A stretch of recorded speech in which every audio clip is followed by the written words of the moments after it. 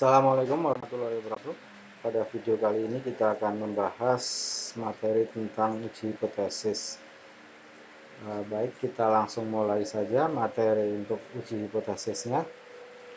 Sebelum kita masuk ke materi uji hipotesis, kita harus tahu dulu yang namanya hipotesis statistik. Jadi hipotesis statistik itu adalah pernyataan atau dugaan mengenai satu atau lebih populasi. Kenapa saya sini menyampaikan hipotesis statistik? Karena yang akan diuji nanti dalam analisa data adalah hipotesis statistiknya. Oke. Pengujian hipotesis berhubungan dengan penerimaan atau penolakan hipotesis. Jadi yang diuji itu adalah penerimaan atau penolakan, bukan benar atau salahnya hipotesis, karena benar salahnya hipotesis tidak akan pernah diketahui kecuali kita memeriksa seluruh populasi. Kalau populasinya sedikit mungkin, tetapi bagaimana kalau populasinya itu besar? Misalnya populasinya adalah air laut, kita tidak akan mungkin bisa memeriksa seluruh air laut yang ada. Nah, bagaimana untuk menguji hipotesisnya? Kita bisa mengambil sampel secara acak dan menggunakan informasi dari sampel itu untuk menerima atau menolak suatu hipotesis. Oke, jadi penerimaan suatu hipotesis terjadi karena tidak cukup bukti untuk menolak hipotesis tersebut dan bukan karena hipotesis itu benar. Kemudian penolakan suatu hipotesis terjadi karena tidak cukup bukti untuk menerima hipotesis tersebut dan bukan karena hipotesis itu salah. Oke. Landasan penerimaan atau penolakan hipotesis adalah terlebih dahulu membuat hipotesis yang diharapkan ditolak, tetapi kita dapat membuktikan bahwa pendapatnya dapat diterima.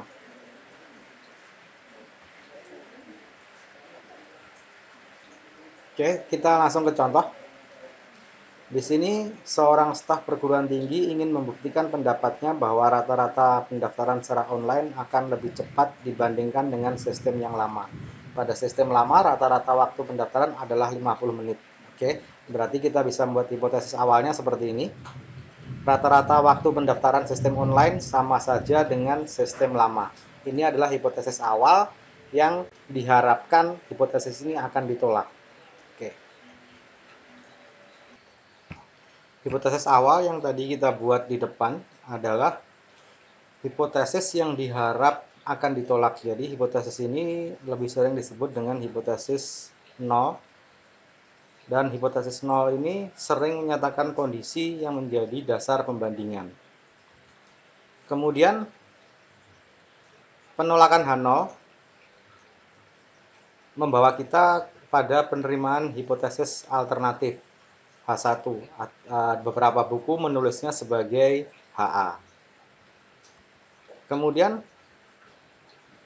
nilai dari hipotesis 0 itu harus menyatakan dengan pasti nilai parameternya. Jadi H0 itu ditulis dalam bentuk persamaan. Biasanya H0 ditulis dengan menggunakan tanda sama dengan. Kemudian hipotesis alternatif itu bisa memiliki beberapa kemungkinan. Jadi H1 ditulis dalam bentuk pertidaksamaan. Misalnya lebih kecil, lebih besar, dan tidak sama dengan. Pada contoh hipotesis awal yang sudah kita buat tadi, kita bisa membuat hipotesis 0 dan hipotesis alternatifnya seperti ini. Hipotesis 0-nya adalah rata-rata pendaftaran mahasiswa baru sama dengan 50 menit. Ini berarti bahwa sistem baru dan sistem lama tidak berbeda. Kemudian hipotesis alternatifnya, rata-rata pendaftaran mahasiswa baru tidak sama dengan 50 menit, yang berarti bahwa sistem baru tidak sama dengan sistem lama. Atau kita juga bisa menuliskannya seperti ini. Rata-rata pendaftaran sama dengan 50 menit. Kemudian hipotesis alternatifnya adalah rata-rata pendaftaran kurang dari 50 menit. Penolakan atau penerimaan hipotesis dapat membawa kita pada dua jenis kesalahan yang sering disebut error ataupun galat. Galat jenis 1 atau galat jenis pertama, penolakan hipotesis 0 yang benar. Galat jenis ini dinotasikan dengan alfa atau sering disebut taraf uji nyata. Kemudian galat jenis yang kedua adalah penerimaan hipotesis 0 yang salah, dinotasikan dengan beta. Prinsip dari pengujian hipotesis yang baik adalah meminimalkan nilai alfa dan beta. Jadi semakin kecil nilai alfa ataupun betanya, berarti hipotesis yang kita uji itu akan semakin kuat diterima ataupun kuat ditolak. Kemudian untuk nilai alfa dapat dihitung, sedangkan nilai beta hanya bisa dihitung jika nilai hipotesis alternatifnya sangat spesifik. Dalam pengujian hipotesis, kita akan lebih sering berhubungan dengan nilai alfa dengan asumsi bahwa nilai alfa yang kecil juga mencerminkan nilai beta yang kecil. Kemudian prinsip pengujian hipotesis adalah perbandingan nilai statistik uji, baik itu uji T, uji Z, uji F, ataupun uji yang lain dengan nilai titik kritis. Jadi nilai titik kritis adalah nilai yang menjadi batas daerah penerimaan dan penolakan hipotesis. Kemudian nilai alfa pada sebaran, baik itu Z, T, F, K, ataupun yang lain, tergantung dari arah pengujian yang dilakukan.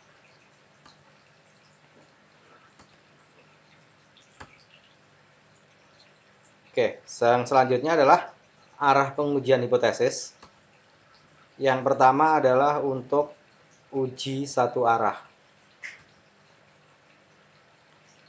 Dalam uji satu arah, H0 ditulis dalam bentuk persamaan atau menggunakan tanda sama dengan. Kemudian H1 atau hipotesis alternatifnya ditulis dalam bentuk lebih besar atau lebih kecil. Contohnya seperti ini. H0-nya rata-rata pendaftaran mahasiswa sama dengan 50 menit. Kemudian hipotesis alternatifnya adalah rata-rata pendaftaran kurang dari 50 menit. Atau bisa kita tulis seperti ini. Rata-rata pendaftaran mahasiswa baru sama dengan 50 menit. Kemudian hipotesis alternatifnya adalah rata-rata pendaftaran mahasiswa baru lebih besar dari 50 menit. Ini adalah contoh kurva penolakan dan penerimaan hipotesis. Untuk contoh yang pertama, rata-rata pendaftaran kurang dari 50 menit. Ini kita menggunakan kurva yang pertama. Ini menggunakan uji sisi kiri. Jadi yang ini, garis di sini adalah titik kritisnya. Kemudian daerah yang diarsir, ini adalah daerah penolakan hipotesis. Jadi kalau nilai statistik hitungnya berada di daerah sini, daerah yang diarsir, atau lebih besar dari nilai titik kritis, berarti hipotesis nolnya ditolak. Tetapi bila hasil dari statistik ujinya kurang dari titik kritis atau berada di daerah sini, itu hipotesis nolnya berarti diterima, karena ini yang daerah yang tidak diarsir adalah daerah penerimaan hipotesis. Untuk contoh yang kedua, rata-rata pendaftaran lebih dari 50 menit itu menggunakan uji sisi kanan, kurva yang ini.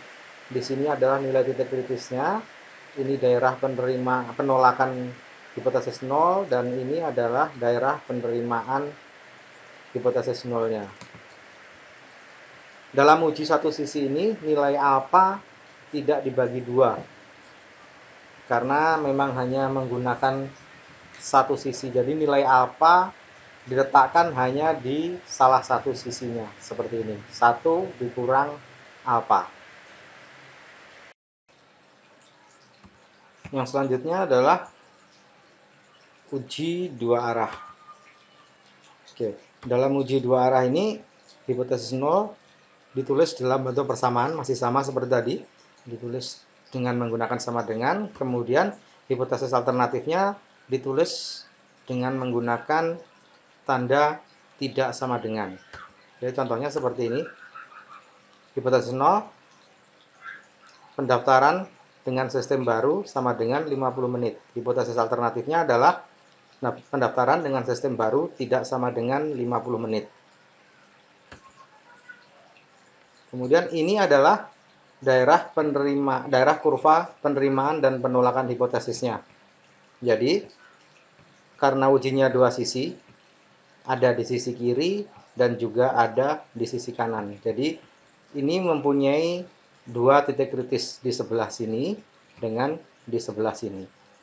Kemudian jika hasil dari statistik hitungnya berada di sebelah sini, daerah yang diarsir, ataupun berada di sebelah sini, daerah yang diarsir sebelah kiri maupun sebelah kanan, itu berarti hipotesis nolnya ditolak. Tetapi jika hasil dari statistik hitungnya berada di tengah-tengah, atau daerah yang tidak diarsir di sini, itu berarti hipotesis nolnya diterima.